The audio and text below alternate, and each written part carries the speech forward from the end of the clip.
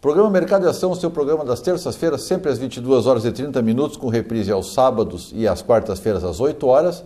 Transmissão simultânea ao vivo pela internet, você pode assistir pelo seu computador, pelo seu telefone celular, no site poatv.net. Hoje nós receberemos o subchefe da Casa Militar, responsável pela Defesa Civil do Estado do Rio Grande do Sul, Tenente Coronel Alexandre Martins, com quem nós vamos conhecer um pouco mais da estrutura das atividades e dos mecanismos da Defesa Civil do nosso Estado.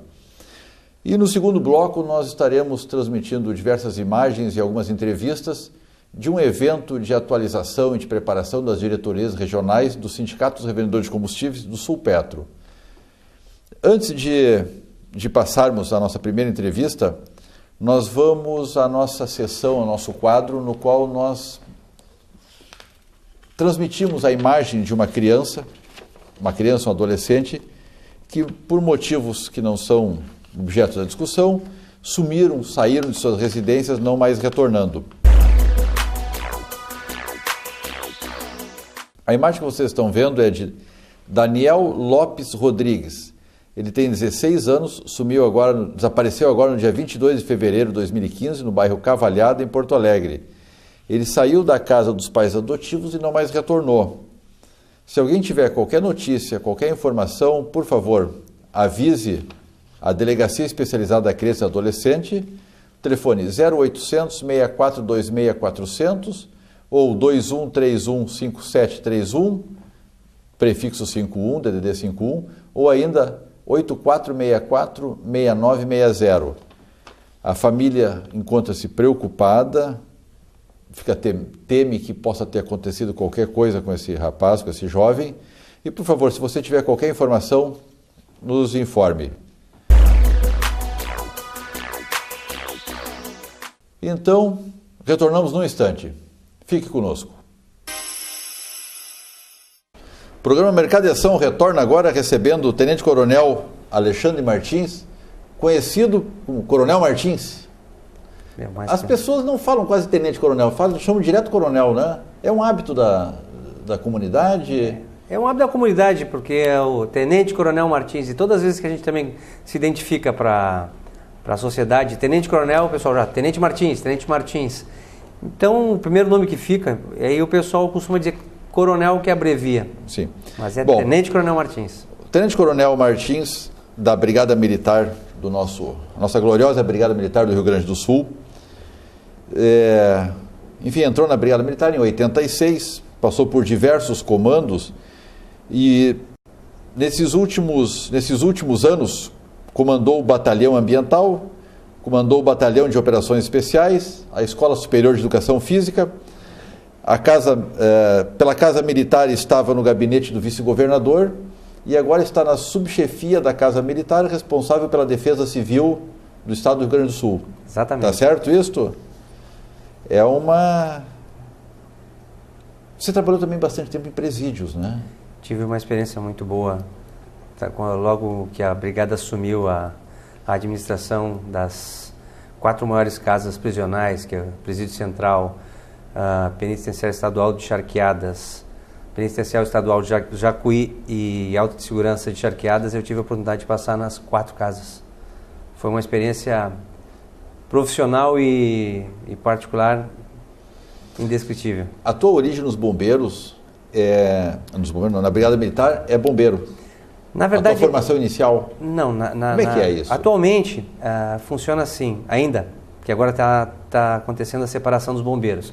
Mas quando eu incluí na Brigada, a gente entrava como oficial do policiamento normal, no policiamento ordinário, e poderia se fazer uma especialização em bombeiro. E 4 anos após eu ter concluído o meu curso, eu resolvi me especializar na atividade de bombeiro. E o oficial, ele não necessariamente tem que ficar na atividade em que ele se especializa. Ele pode ser movimentado e, portanto, eu passei por diversas unidades. Aí, o maior tempo realmente foi no bombeiro, mas passei em outras atividades. Bom, vamos conhecer um pouquinho da Defesa Civil. Quais são os objetivos da Defesa Civil? Eles são iguais no Estado, no Brasil, nos outros estados, ou muda um pouco essa configuração? Primeiro aqui no Estado. Pois bem, acontece assim, nós temos um Sistema Nacional de Proteção e Defesa Civil. É regulado por lei, a nível federal, e que regula a atuação da União, regula a atuação dos estados, do Distrito Federal e dos municípios. O que cada um faz na sua esfera de atribuições. E o Estado, ele tem algumas missões reguladas por essa legislação, que ela foi alterada agora em 2012 e, portanto, a gente está engateando, porque a gente assumiu agora em janeiro, a gente está se adaptando a essa nova legislação. Qual é a estrutura que a Defesa Civil tem aqui no Estado? A nossa estrutura, a Defesa Civil, ela está dentro da estrutura de uma, digamos, Secretaria de Estado, que é a Casa Militar. Na Casa Militar nós temos 3 subchefias, que é a subchefia de operações, que cuida da segurança do palácio e das instalações dos palácios e da segurança do governador e do vice-governador, a administrativa, que regula toda a parte da administração, e a subchefia de Defesa Civil, que trata desses assuntos específicos. A subchefia de Defesa Civil no Estado tem 13 regionais em todo o Estado. Nós temos na região metropolitana, litoral, a região de São Luís, Santo Ângelo, Passo Fundo, Frederico Westphalen, Cruz Alta, Santa Maria, Pelotas, Livramento, Uruguaiana. Qual é a autonomia de cada uma dessas unidades? Aonde ela pode agir de forma autônoma? Como é que funciona? Por participar de um sistema, cada regional ela estimula que os seus municípios, em torno de algumas regionais com até 86, outra menor que é de Livramento, que tem 13 municípios que são da sua regional, eles estimulam que elas criem as coordenadorias municipais dentro das prefeituras, que vão dar primeiro atendimento, trabalhar preventivamente, identificando os locais de risco do município, portanto, a partir daí, preventivamente, solicitando recursos e projetos para que sejam minimizados esses tipo de risco é considerado pela Defesa Civil? Todo tipo de risco. Ele pode ser um risco ambiental, pode ser um risco, normalmente acontecem mais riscos ambientais, pode ser ocasionado pelo homem, como uma rodovia, que pode acontecer um grande desastre, um avião cair em cima então por causas humanas ou ambientais, como uma enxurrada, como vendaval, como tornados, como seca. Então ela sempre vai mais para o lado da catástrofe. Sempre do desastre, a gente chama. Desastre. Uma ocorrência de desastre, de alguma catástrofe. Primeiro assim, digamos assim, nós temos uma hierarquia, nós temos uma ocorrência comum, nós temos uma situação de emergência e uma calamidade pública. Qual é a diferença da emergência e da calamidade pública? É que a situação de emergência ela é um pouco menor do que a calamidade pública. E ela é determinada por alguns porcentagens dos recursos que o município tem. Né? Então, até 2,77% dos recursos públicos, percentual do que ela arrecada anualmente, eu posso decretar a situação de emergência, ou de 8,77% do privado. Digamos, alguma indústria, ou a produção de agrícola ou de pecuária pode ser atingida nesses percentuais, é decretada a situação de emergência. Quando em 8,77% pública e 20,77% privada, vai a calamidade pública. O que acontece? Em cada uma dessas fases, a administração pública ela lança a mão de algumas situações.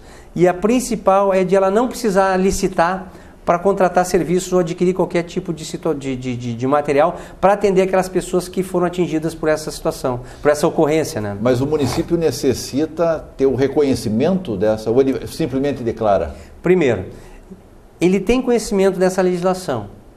Ele, identificando e contabilizando que ele atingiu esses índices, ele pega e ele decreta a situação de emergência no município. Como é que funciona? Existe um sistema informatizado onde ele pega, ele decreta no município ele faz o decreto, publica em diário oficial logo em seguida ele insere no sistema esse decreto. Logo após, nesse mesmo sistema, é aberta uma ficha de informação de desastre, onde ele descreve tudo o que aconteceu, os danos que aconteceram e os prejuízos decorrentes disso aí. Cada dano, cada prejuízo, ele tem que ser comprovado através de laudos de profissionais. Como, digamos assim, uma lavoura que foi toda destruída, quem vai dar o laudo dessa lavoura vai ser um técnico da Emater. Uma lavoura destruída pode ser para a questão econômica. Sim, ele entra numa situação de emergência, nos 8,77. Mas ele necessita de uma ação da Defesa Civil? Não, mas o que acontece? Ele pode receber, porque não pode ser só prejuízo ambiental, ele tem que ser material e humano, entre material, humano e ambiental. Eu tenho que atingir 2 desses danos, desses prejuízos, desculpe. Entendi. Para que ele possa ser decretado uma situação de emergência. Como é que a população pode se envolver nisso? Primeiro, o poder público ele tem que estar muito envolvido e conhecer como é que funciona esse sistema. Retornando para tentar concluir a questão anterior. Ele insere no sistema, quando ele insere já o decreto, eu já tomo conhecimento, que eu estou online. Até porque também eu fiquei sabendo pelos nossos recursos que nós temos uma rede de informações com os coordenadores municipais que dizem, olha, nós estamos com uma situação que aconteceu e eu gostaria que o coordenador regional vá lá. Então nós vamos lá e fazemos uma inspeção verificando que se aquilo que o município declarou aconteceu mesmo, com fotos, com relatórios, e inserimos também nos sistemas. E aí nós homologamos ou não a situação de emergência. É a Defesa Civil que homologa.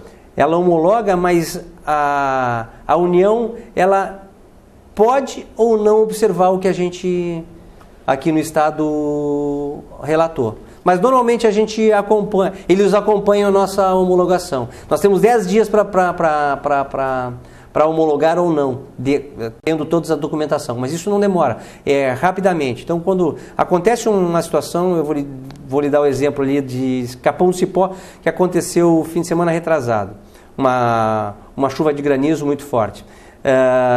Aconteceu sábado à noite, domingo o nosso coordenador deslocou até lá, conversou com algumas pessoas, verificou o que tinha, me ligou e disse, olha, provavelmente vai fechar. A partir daí, eles foram orientados, na segunda-feira tem uma reunião com todo o secretariado, e eles determinaram quantas telhas precisavam, quantas cestas básicas, quantos dormitórios precisavam, que a gente pudesse mandar. A gente existem atas de registro de preços que a gente adere, e em 96 horas as empresas que a gente... já estão habilitadas? Já estão habilitadas, que eu dou o start de adquirir 80 ou 100 kits de cada um, ele tem 96 horas para entregar para ele.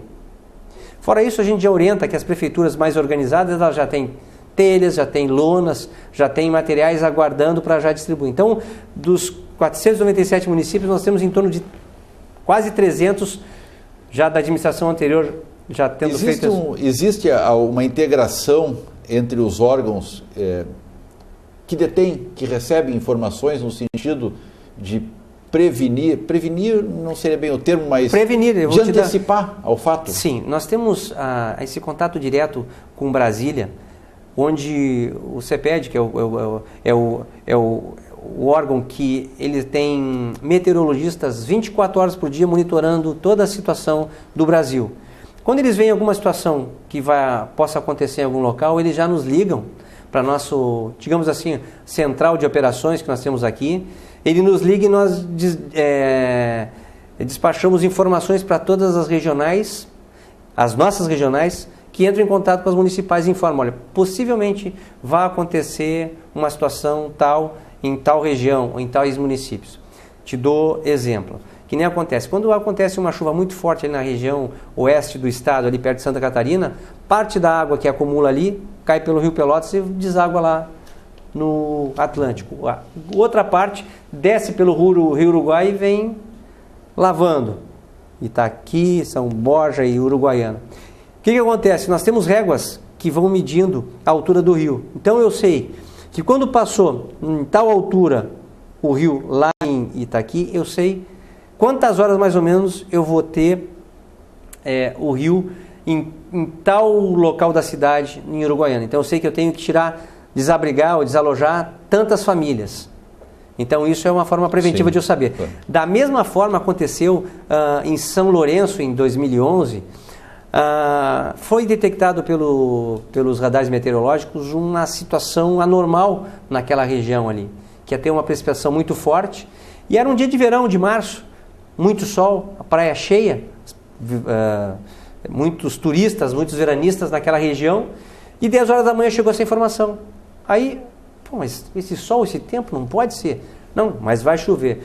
Ligamos para Brasília, foi confirmado, nós ligamos para a prefeitura. O que a prefeitura fez? Depois de a gente conversar bastante, pegou 2 carros de som e começou a passar pela cidade. Que tal região da cidade devia ser evacuada e que eles deviam deslocar para abrigos ou para casa de parentes. 11 da noite, caiu o mundo naquela região, vindo a acontecer a catástrofe que todos nós conhecemos ali, todo aquele desastre que aconteceu. Foi uma das 3 catástrofes que aconteceram nesses últimos 4 anos. E 8 pessoas vieram a falecer.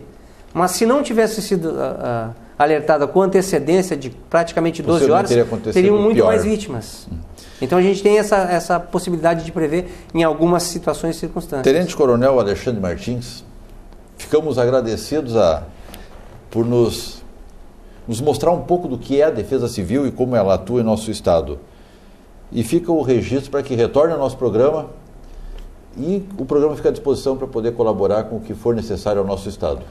Com certeza, nós agradecemos a oportunidade de divulgar o serviço da Defesa Civil Estadual e nos comprometer aqui contigo de que nós voltaremos para conversar e aprofundar, até para a gente esclarecer como cada um da sociedade pode auxiliar na defesa civil. Até porque se tivesse um pouco mais de tempo, e vai ser na próxima, sobre o plano de contingência que cada município ele deve... É uma boa pauta. Vamos repetir. Ficamos por aqui.